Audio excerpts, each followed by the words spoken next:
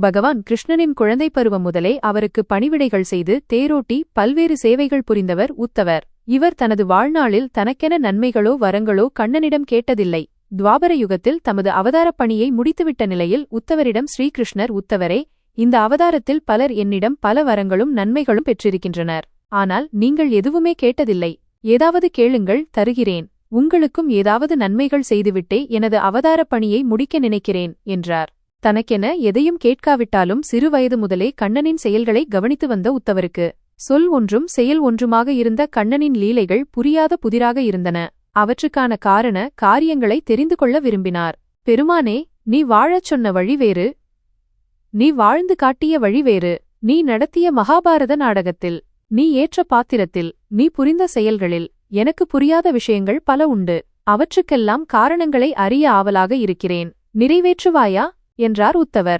உத்தவரே, அன்று குருக்ஷேத்திர போரில் அர்ஜுனனுக்காக நான் சொன்னது பகவத்கீதை. இன்று உங்களுக்கு தரும் பதில்கள் உத்தவ கீதை. அதற்காகவே உங்களுக்கு இந்த சந்தர்ப்பத்தை தந்தேன். தயங்காமல் கேளுங்கள் என்றான் பரந்தாமன். உத்தவர் கேட்க ஆரம்பித்தார்.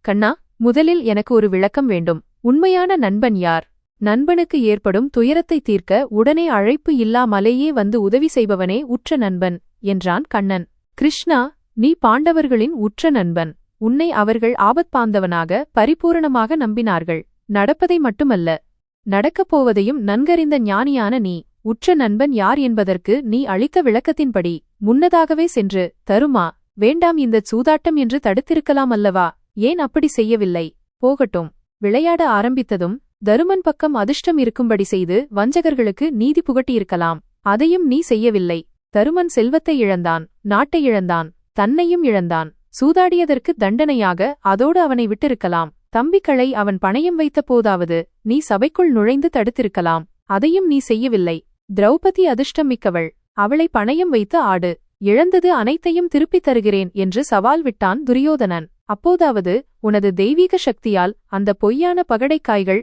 தருமனுக்குச் சாதகமாக விழும்படி செய்திருக்கலாம். அதையும் செய்யவில்லை.